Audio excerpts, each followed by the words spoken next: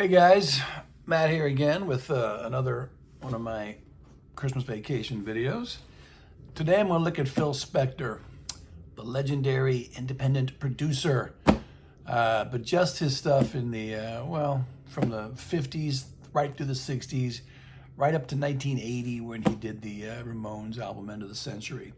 Anything after that, he's well past his prime, and though still interesting, I just want to focus on the albums that he did, that he either produced or produced tracks on, at the same time telling you he was a 45 guy, for most of the 1960s. So it's a contradiction in terms, but there you go. Okay, Phil Spector recorded here in LA, Gold Star Studios, among other places, New York. He graduated from Fairfax High School right here in LA in the 50s, and did the To Know Him Is to Love Him song with the Teddy Bears right after that. Went to #1, still one of his biggest hits. They did an album after that, which I think Phil largely produced, or produced all of it. The Teddy Bears Sing came out in 1959. I do not have that to show you. I downloaded a lot of it though, to listen to some years back, and it is what a lot of Spector, virtually all Phil Spector albums were that weren't compilations. After that, they were, as a lot of records were made in those days, it was a bunch of filler tracks to surround the hit, right? So that's what the Teddy Bears Sing is. So anyways, sorry I don't have that to show you. He started recording, producing in earnest in the 1960s after the demise of the Teddy Bears, and that's where I'm going to pick up the story. Before I do though, I got to show you this first. Back to Mono, his epic 4 CD box set, what's it called, 1958 to 1969, is still, this came out in 1991, still the best way to sample his pre-Beatles work. The sound quality is iffy, but it is better than some Spector that you're going to find on CD. I've read online, where it was bounced back to one too many times, but I've also heard people say that this is how the 45s sounded. So, pick your poison. I don't know. It is a almost, I guess you can't see that. It is an almost perfect 3 CD encapsulation of his pre-Beatles work on 45, with the 4th disc being the Christmas album. All right, so, as I've said many times, I don't do unboxing videos. I'm not going to show you what's in here, but I don't think this is out of print. This is still the best way to get a one sample, one purchase overview of what he did. Let's just go over some of the songs here. Disc 1, To Know Him Is to Love Him, the Teddy Bears. Carina, Ray Peterson, that's a great song. Spanish Harlem, Benny King. There's some debate whether he actually produced that, but we'll give it to him. Pretty Little Angel Eyes, Curtis Lee, Lovely. Every Breath I Take, Gene Pitney, wonderful. I Love How You Love Me, the Paris Sisters. Under the Moon of Love, Curtis Lee. And then it just goes into a bunch of Crystals, Bobby Sox and the Blue Jeans, Alley Cats, Puddin' and Tane, songs that I'm going to be discussing in more depth here. Darlene Love, Disc 2, same thing, Crystals, Veronica, Why Don't They Let Us Fall in Love? Veronica, of course, was Ronnie Spector. Okay, I think all of these songs I'm going to be discussing in more depth. Oh, after the Ronettes album came out in 64, they still had some wonderful songs. I Wonder, Girls Can Tell by the Crystals is great. Little Boy, Hold Me Tight, The Treasures. Best part of it. So, yeah, and the 3rd disc, still great stuff. Strange Love, Darlene Love. Someone Fall, Darlene Love. So Young, Veronica. And the rest I think I'm going to be talking about. Oh, wait a minute. Oh, is this 4 discs? Oh, no, it's not. Okay, This Could Be the Night, the Modern Folk Quartet is outstanding. Paradise by the Ronettes. These are things I've only heard on this box set. The I Can Tina Turner songs, which I'll be going into. Wish I Never Saw the Sunshine, the Ronettes. You Came, You Saw, You Conquered. And then a couple of songs by the Checkmates. Okay, so can't recommend this strongly enough. I wish it sounded better, but it is what we have. Okay, let's start to get into the albums. I also highly recommend this. Phil Spector, the Phyllis album collection, Phil Spector Presents. Vic Anasini mastered this. I think this sounds better than Back to Mono. All right? Again, there's no teddy bear stuff, but it's just the Phyllis stuff. The LPs. It's pre-Righteous Brothers, but it is, and this is not out of print. So this you can still find.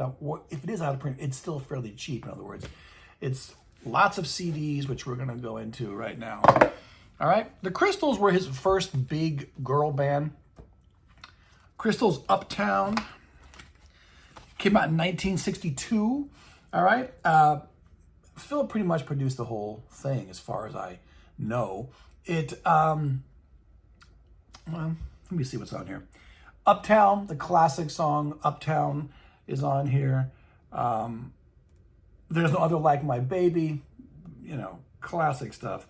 Oh, the first version of On Broadway, before the Drifters did it, is on here. Those are, they also do Carl Thomas's Gee Whiz.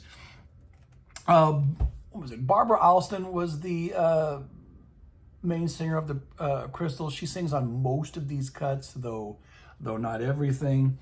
I like it. But again, it's that habit, as they had in the early, even up to the mid-60s, of basing albums around hit singles. In my 4 Seasons video, which I did a couple days ago, I showed you a bunch of albums like that. All right? Okay, what they did in 63, when Phil did 3 albums? No, I'm sorry. 5 albums. Was Once He's a Rebel was a hit. They just took the Crystals' Twist Uptown album and lost a couple of tracks, added some more, and gave you this one. He's a Rebel is a better listen. It's mostly just, it's just a compilation of the first album, Twist Uptown, with some new songs, but the new songs are great. Okay, so obviously the Gene Pitney song, He's a Rebel, is on here. So is He's Sure the Boy I Love. Interesting thing, though, about those 2 songs, 2 of the main selling points of this album, those were not Crystal's songs. They're sung by the Blossoms, Darlene Love. Phil had no problem with seeing himself as the artist, and the singers he got to sing the songs that, he recorded were interchangeable to him. So it's not entirely a Crystals album, but there you go. You got the Blossoms on here. And then He Hit Me and It Felt Like a Kiss. Definitely not a feminist anthem, but a famous Phil Spector song. That's on here too. So yeah, I'm going to say He's a Rebel is a better listen than Twist Uptown. All right. Also in 63, Zippity Doodah, Bobby Sox and the Blue Jeans, who is Bobby Sheen. Not much to say about this record. The first 2 songs are hit. Of course, it's got, oh, yeah, okay. Wow. There's a mistake on here, guys. It's Zippity Doodah, right? But on the back, it's Crystals. So I made this this is the actual back of the album. It's a mistake on the printing. Okay, so what's on the album? Oh, lovely. Doesn't say. Lovely. Okay, so anyways, Zippity Doodah was the hit, and there's another, is it Not Too Young to Get Married? I don't remember what the other Bobby Sox and the Blue Jeans hit was, but it's also on here. And then you have the usual filler. All right? No, I'm going to say not as interesting as either one of the 2 Crystal's LPs, but there you are. It's in the album anyway. All right. Okay. Oh, wow. A Christmas Gift for You is not even on here. I thought that it was. Okay. No, it's not. So you know what I'm going to do? That is such an epic album. I'm going to pull it out of the Back to Mono set. There it is. This has been reissued so many times. I'm sure you can probably find a better sounding version than what's on the Back to Mono box, but this is my copy. All right. This is one of those perennial Christmas LPs that they pull out and play on the radio all the time. This time of year, I'm making this now in December of 2024. Everything on here is great. It's recordings by Darlene Love, who of course was a singer of the Blossoms, the Ronettes. I think these are, well, this is the first time the Ronettes had appeared on an LP, I think. Bobby Sox and the Blue Jeans, Crystals, and that's it. All right? It's full-on wall of sound production. This was the first time Phil had ever gone into the studio. The irony is he recorded this in LA in the summer of '63 to be released, in December when it's hot. This was the first time he had ever gone into the studio and made tracks which were designed to be on an album. Now, I talked about this a bit with Elvis and the Four Seasons. When Phil Spector would go into a studio and record stuff that he wanted his artists to record, his singers to record, he was not thinking in terms of, sorry, losing my voice here. He was not thinking in terms of albums. He was thinking in terms of songs, 45s. He would put the most emphasis on what he wanted the A side to be, and the B side would be filler. And he'd also recorded a bunch of other stuff that he wasn't going to put too much importance to because he knew that would be album filler. Country artists did the same thing. But this album was recorded where every song was going to count. The last one is Silent Night, which he's just talking over, kind of like what Simon and Garfunkel did a little later. So much stuff on here is great. Darlene Love's Christmas Baby Please Come Home was perhaps the most famous song on here, but it's a 5-star Christmas album. All right, so back in the Back to Mono set. Okay, now moving on. Crystals Sing the Greatest Hits Volume 1. I don't think there ever was a Volume 2. This is a good little album. It's got, it's got To Do Run Run on Broadway, He's a Rebel, There's No Other, He's Sure the Boy I Love, Uptown. All of their famous songs from the first two albums are on here. So if you do, just like Twist Uptown was bettered by He's a Rebel is bettered by Sings the Greatest Hits. So every time there was a new Crystals album, it was a better LP, value-wise for your money than the previous one. All right?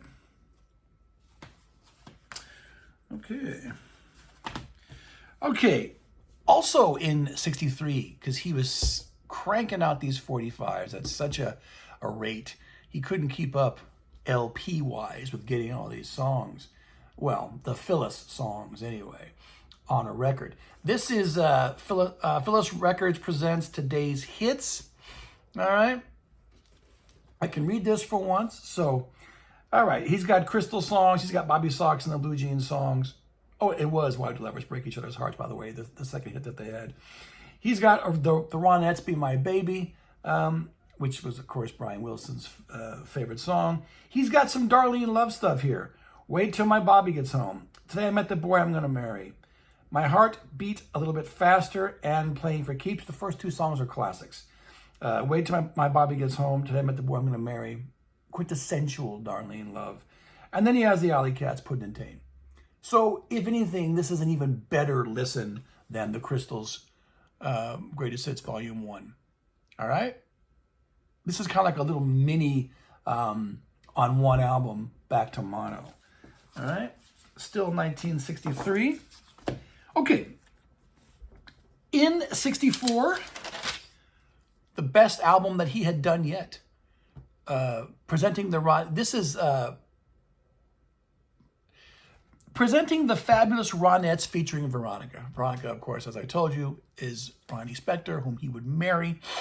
This is another compilation. This is not a real album. It just compiles, for the most part, their singles from 63 to 64, but it is a classic LP. This was the only album released in the 60s to bear the Ronettes name.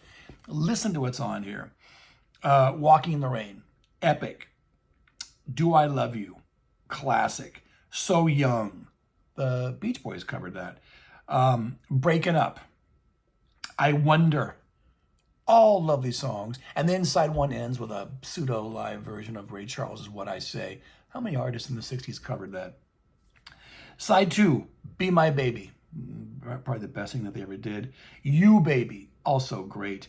Baby, I Love You. The last three songs, How Does It Feel? I can barely read this. Wish I Saw You and Chapel of Love. Fine, but there's enough truly classic material on here. This is all of their best songs from 63 to 64. And I told you that they recorded some great stuff in 65. That's on the Back to Mono set. So again, this is probably the best album that he had anything to do with. Well, the Christmas album too. That one and this one. All right. Okay, so again, this is... also, if you get that Phyllis Albums Collection box set, you get a bunch of B-sides, Phil's flip sides, which was, of course, filler because he did not put any time into that stuff. All right, so we're coming up into 1965, where he will pretty much ditch, his artists in favor of the Righteous Brothers. Okay, You've Lost That Lovin' Feeling. This is the Japanese disc. Is another Phil Spector album in which, it's mostly... Well, first of all, Bill Medley produced most of this. All three of these albums, Just Once in My Life and Back to Back, were all cranked out in 1965. Phil does not produce a lot of stuff on here, just the 45s, the songs that you know. None of these are classic records, but they're all interesting if you like the Righteous Brothers, and I do. So, of course, You've Lost That Lovin' Feeling is as good a song as he ever produced, probably. I mean, I like it certainly as much as I like Be My Baby. Top Gun in the 1980s, that movie resurrected this song. In fact, it actually resurrected the career of the Righteous Brothers because they started to tour after that. Then Bill Medley had that hit from the Dirty Dancing soundtrack, I've Had the Time of My Life. And then on the Ghost movie in 1990, was it Ebb Tide, I think was on there? I don't remember now. Anyway, I saw them live around that time, late 80s or early 90s in San Diego at Humphreys. So, do I recommend this album? What's on here? You've Lost That Lovin' Feeling, of course. What I Say again? What do you know? No, see, I don't remember too much else that's on here. There's a Woman. All right. Just Once in My Life was a great follow-up song. Let's see, Big Boy Pete, yeah. Unchained Melody. Unchained Melody, I took some notes on that. Yeah, that is the B-side of Hung on You, which would not appear until the Back to Back album. And I wrote down that Bill Medley, there's some debate as to whether that's really a Phil Spector production or whether Bill Medley helped or did it himself. Remember that Bill Medley did Soul and Inspiration, which sounds like a Phil Spector production after he stopped working with Spector, so he could mimic the Wall of Sound. But Phil claims that he produced Unchained Melody, and it's on the Back to Mono box set, so we'll count it. Anyways, what else is on here? Well, not a whole lot. That's besides those two songs, which is essential. But I like all three of these albums, even though I rarely play them. Back to Back is the last album that Phil Spector produced any songs on. But again, he's not producing most, Bill Medley is. Ebb Tide is fantastic. I like She's Mine, All Mine. Isn't that the one that Bobby sings? Hung on You, which is what the A-side that he was trying to promote, which is not as good a song as the B-side. For Sentimental Reasons, White Cliffs of Dover. I think all of those songs are on Back to Mono. So there you go. All right, once things fell out with the Righteous Brothers in '65, he moved on to Ike and Tina Turner.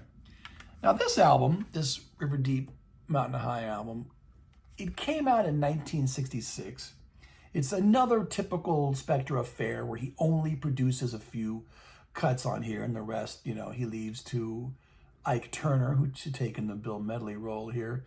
Mostly Ike stuff is like remakes of older material.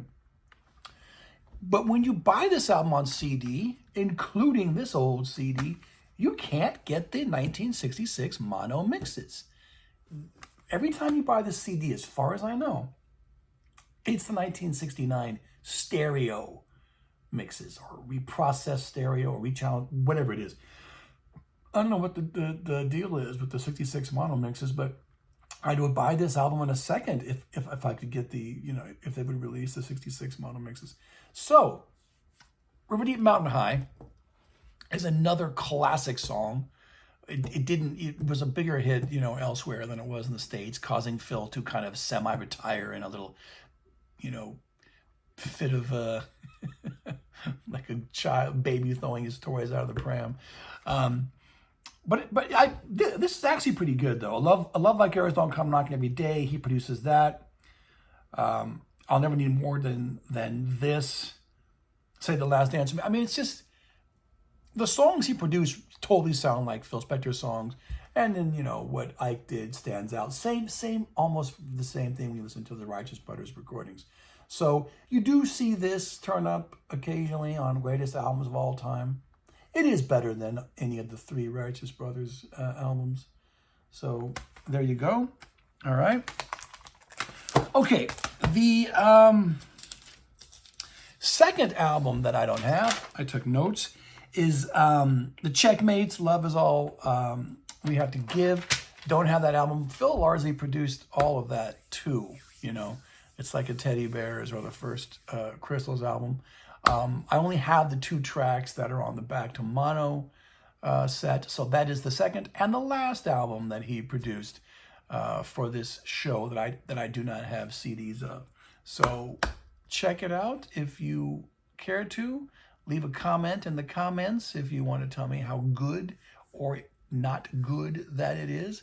But by that time, in 1969, he had already been called upon to come over and make the last Beatles album, the Get Back sessions, which ended up being Let It Be. You all know that story. When I did my Beatles video, I didn't show you any of the 5.1 albums, so here's my chance to show off Let It Be. It's a great record. It might not be a classic like Abbey Road or the White Album, but it is a classic, It does have a bit of a thrown together quality. It's somewhat divisive in that fans are either pro-Phil or anti-Phil about the production on this record. People call it overproduced because Paul McCartney didn't like the strings on Long and Winding Road or something like that. I've never minded the album as it is. I never even bothered to buy Let It Be naked. Don't care to hear the Spectorization taken off. I don't think it overwhelms the album anyway. He was the important thing to remember about Let It Be is that he was called upon to come in and deal with those tapes when nobody else wanted to do it. Not the 4 Beatles, not George Martin. He flew to England. Those tapes were not sent to him in the States, and he worked with. And if you've ever heard all those sessions for Get Back, I have a 30 CD bootleg. It's endless. The fact that he managed to whittle all that down into a coherent LP, put on his, trademark production values on not a whole lot of those songs either, but is to me is a testament to his talent. So I don't think you could have made a better album out of those sessions. But you know what, folks? That's just my opinion. Some Beatles fans disagree. I love the Let It Be album as it is. All right, and that started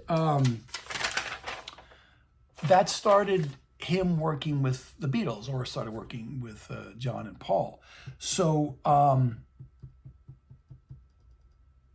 want to say Plastic Ono Band came first. All right, so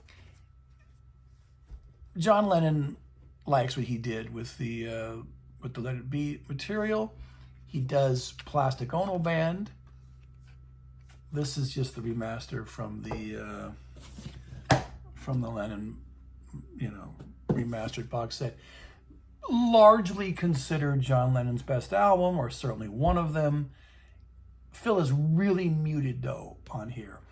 I don't know why you hire Phil Spector to produce your material and then don't let him get free reign, in the studio, but clearly a wall of sound production on this material would not have worked. And probably Lennon and Yoko only used Phil because they knew him, because he had come in and, worked on the Let It Be stuff, and they only knew George Martin, besides that. So it is a masterpiece. It's not a real Phil Spector production, but I love every song. It's a 5-star album. I'll talk more about this, when I eventually do my John Lennon video.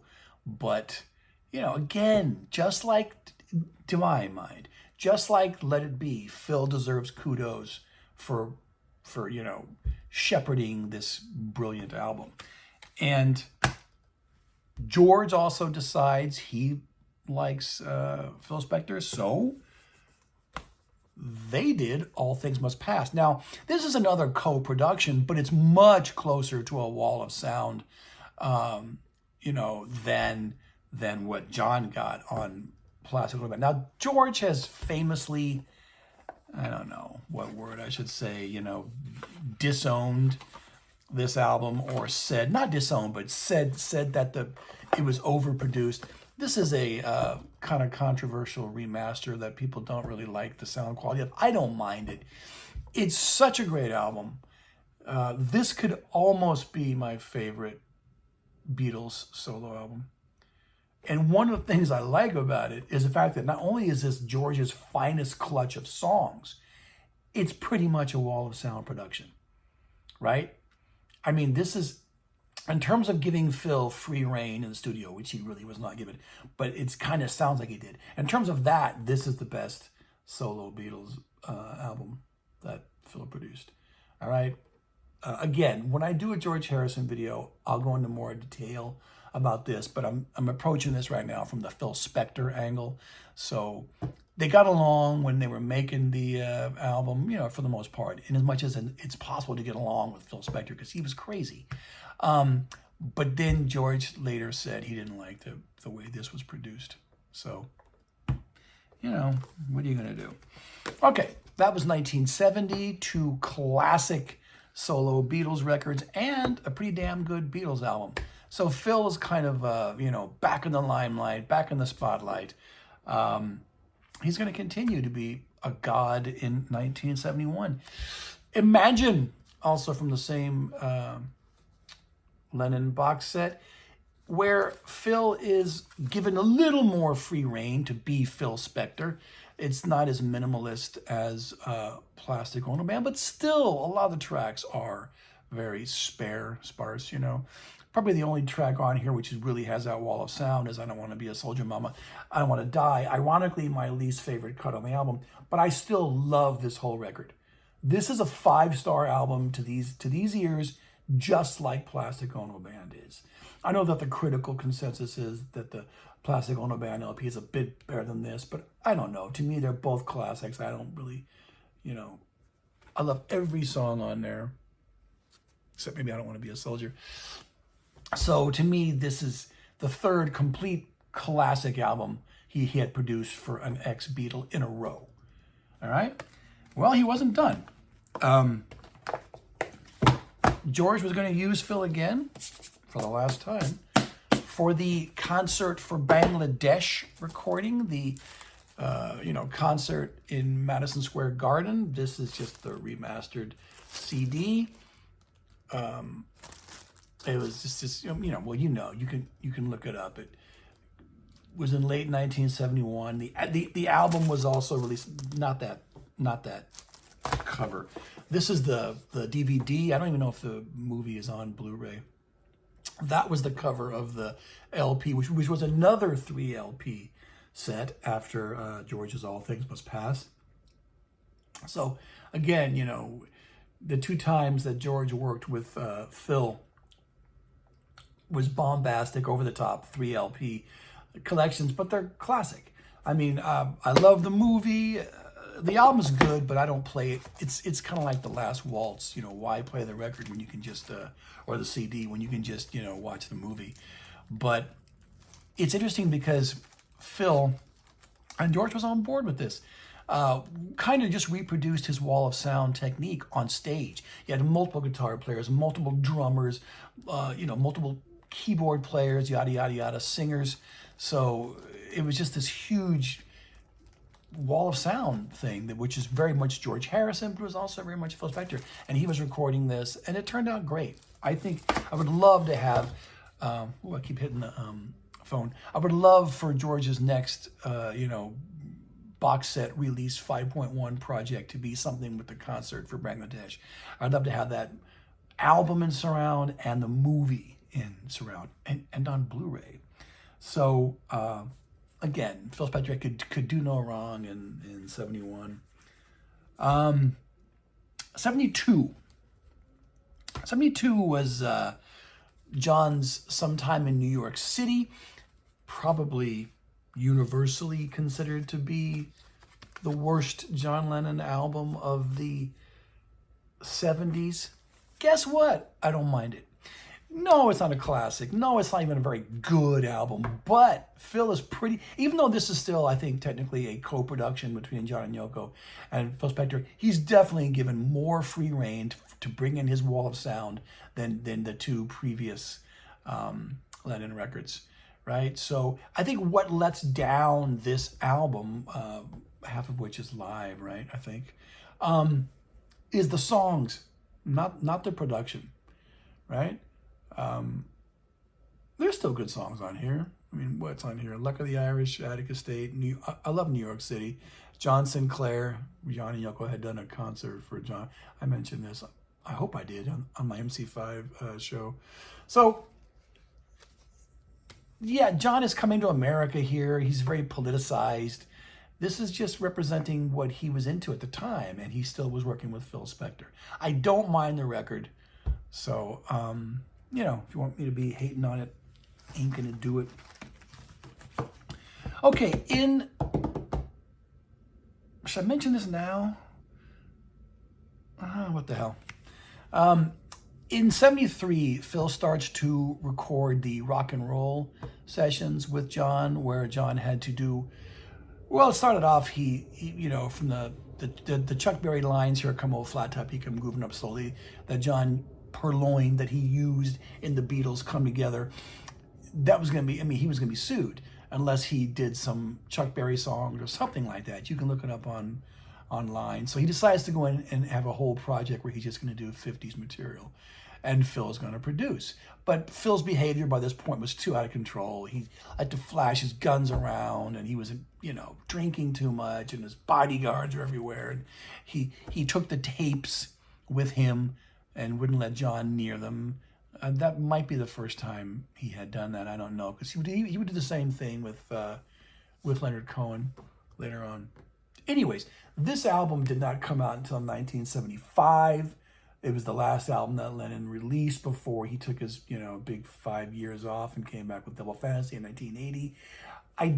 If you look up on Wikipedia, it'll tell you the tracks that Phil produced on here. It isn't even half the album, because John, when Phil took the tapes, John went ahead and made the Walls and Bridges record, Then when he returned to this project after the Walls and Bridges album was recorded and released, he took over the sessions himself. And so I think most of the album is Lennon's production and not Phil. I don't even remember the songs that Phil produced on here. And even then, that might be tricky to say Phil produced that, because I'm sure John went in and, went in and changed things once he got the tapes back. But anyways, I am including this because it was initially a John and Phil, production that they were going to do together, but then Phil got too crazy and, John took over. Not released until 75, though. All right. Okay. The Dion record, Born to Be With You. I want to say this came out in 75, too, although I think it was finished in 74. It's okay. There's a little cult around this album. A little cult around this album and Leonard Cohen's Death of a Ladies' Man, which was released in 77. I feel the same way about both these records, though. They're good without being great. Let's talk about Dion first. I'm a big Dion fan, going way back, to the 50s with the Belmont stuff. He did lots of cool solo stuff in the 60s. So knowing what I know about Dion's career, he just made better albums than this. He was a world-class singer. So I can totally see, Phil's desire to work with him and Dion's desire to work with Phil. But Phil was too crazy by this point to function, He wanted to take over and shoot his weight around with his guns and stuff. And so I'm not crazy about the songs. This remastered CD also includes Streetheart, his album from 1976. So if you want to pick it up, this is the way that I suggest you do it. I like the title song, Born to Be With You, but it's just, Phil's style.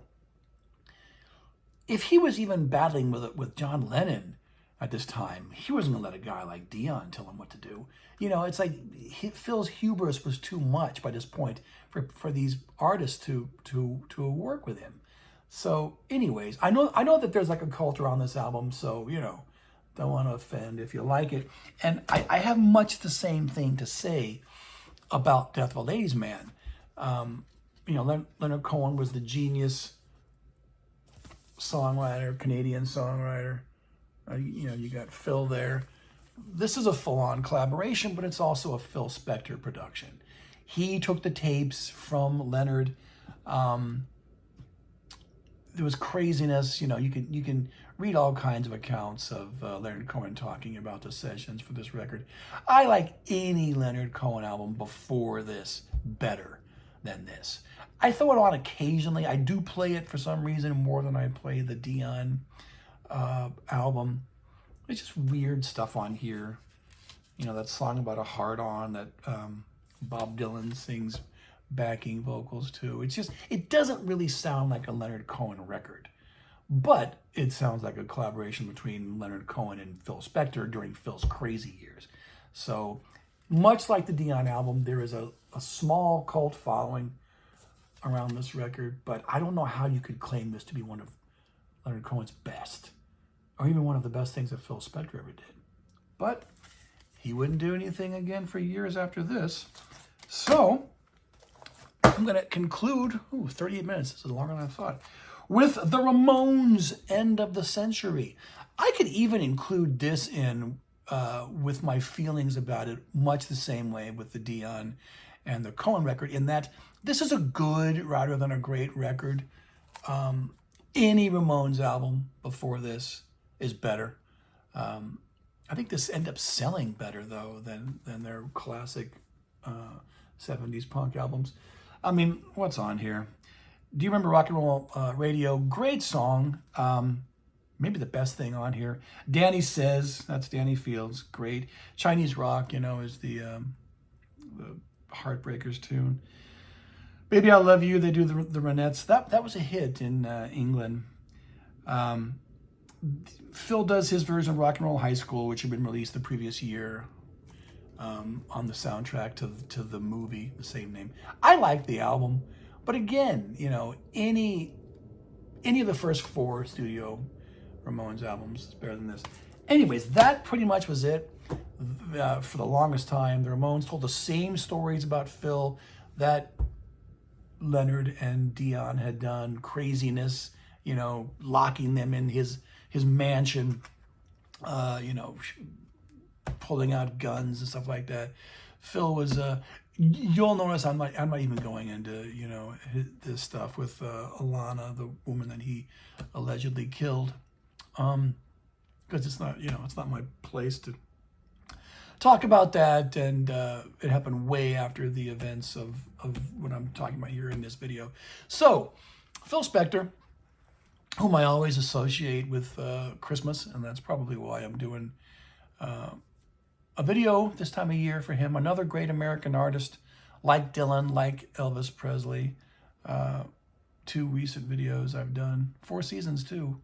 Been a while since I've done a British video. I guess I'll have to return to that quickly. So I love Phil Spector, despite all of his you know, failures as a human being. His art was immense, and a real commanding talent, I think, from the 1960s, who has gotten his due. I mean, we do remember Phil Spector, but his, you know, reputation has been tarnished by events later in his life. So anyways, until next time, signing off.